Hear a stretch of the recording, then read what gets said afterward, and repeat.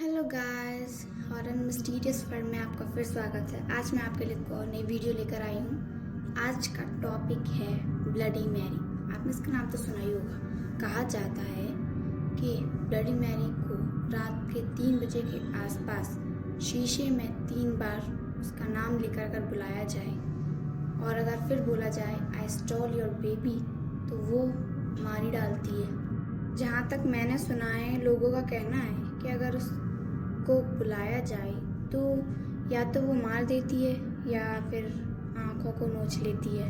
चलते हैं bloody Mary की रियल स्टोरी के पास। ब्लडी मैरी एक राजा की बेटी थी। वो इंग्लैंड की पहली शासिका थी, पहली रानी थी। ब्लडी मैरी एक राजा की बेटी थी जिसका नाम था हेनरी।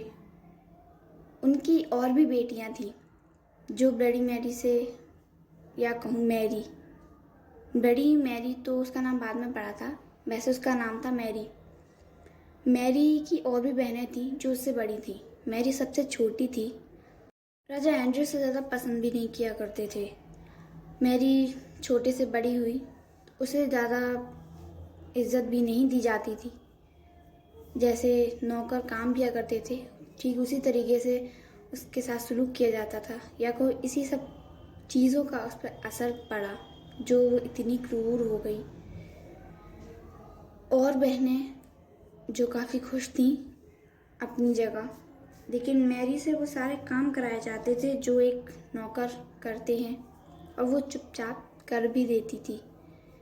धीरे धीरे मैरी बड़ी हुई। उसकी बहनें जो उससे और भी ज़्यादा बड़ी थी, उनकी तो शादियाँ भी हो गई थी। मैरी सबसे छोटी थी। अब राजा हेनरी का जब आखिरी वक्त आया तो उनके पास कोई नहीं था, कोई वारिस सिवाय मैरी के, क्योंकि उनकी सभी लड़कियों की शादी हो चुकी थी। तो उन्होंने अपना राजपाट मैरी को दे दिया मरने से पहले। उसके बाद राजा हेनरी की मौत हो गई। मैरी का इन सब पर इतना बुरा असर पड़ा था कि वो इतनी क्रूर हो गई कि लोगों को नुकसान पहुंचाने लगी।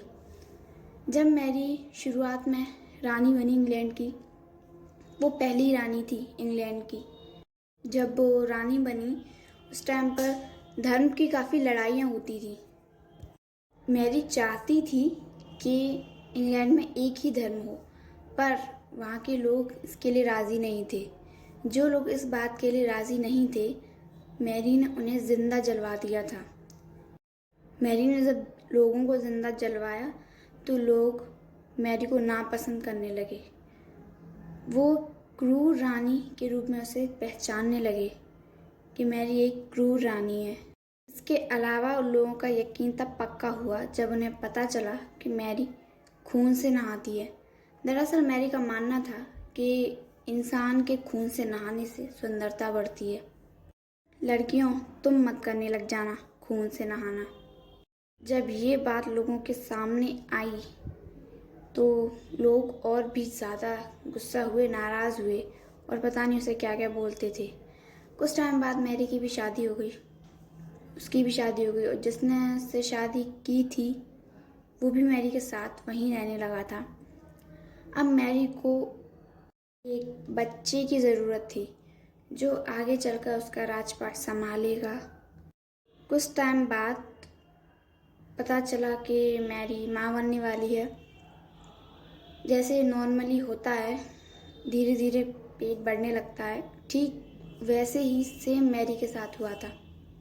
धीरे धीरे उसका पेट बढ़ने लगा, पर फिर अचानक उसके उस पेट को 9 महीने हो चुके थे, पर कोई बच्चा नहीं हुआ। इस बात से सब हैरान थे कि ये क्या हो गया। अचानक एक सुबह मैरी उठी। उसने देखा कि उसका पेट बिल्कुल नॉर्मल हो चुका था, बिल्कुल पहले जैसा। अब उसमें कोई बच्चा वगैरह जो पता चल रहा था कुछ नहीं था। इस बात से वो परेशान हो गई। उसने दिखाया तो पता चला कोई बच्चा वगैरह नहीं था। यही चीज़ उसके साथ करीब 2-3 बार और हुई। पेट बढ़ता, टाइम होने पर भी कुछ नहीं था, और पेट वापस से ठीक हो जाता।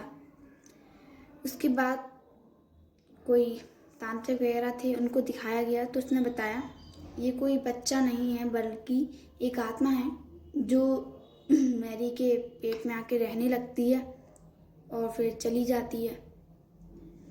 जब ये बात लोगों को पता चली तो लोगों ने उसे श्रापित मान लिया। उनके पास कोई वजह बची ही नहीं थी। मैरी इतनी क्रूर थी, खून से नहाती थी और फिर ये सब।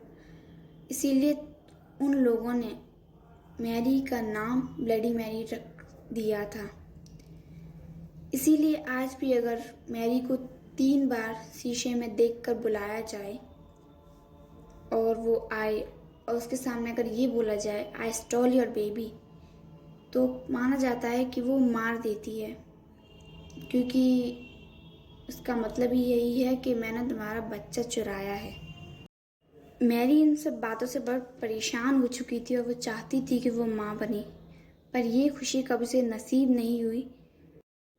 ऐसा माना जाता है कि मरने से पहले मैरी ने ये बताया कि जो भी उसे शीशे में देखकर रात को मोमबत्ती जलाकर उसे 3 बार बुलाएगा वो आएगी और उसे मार डालेगी।